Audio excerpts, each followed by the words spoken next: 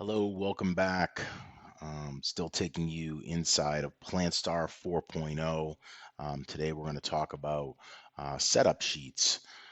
So whoever configures a job on the APU has the option to include information that will show up on the setup sheets tab on the data collection module.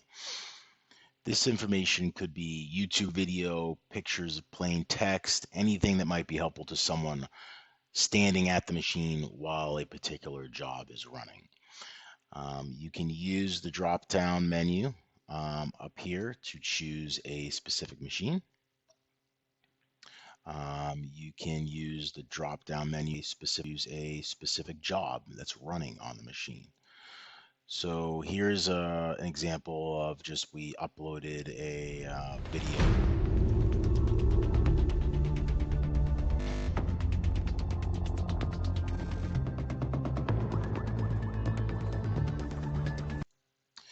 Example of using a setup sheet for injection molding process.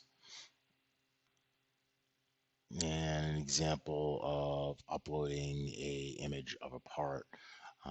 Again, all relative to the machine and the specific job that is running on the machine.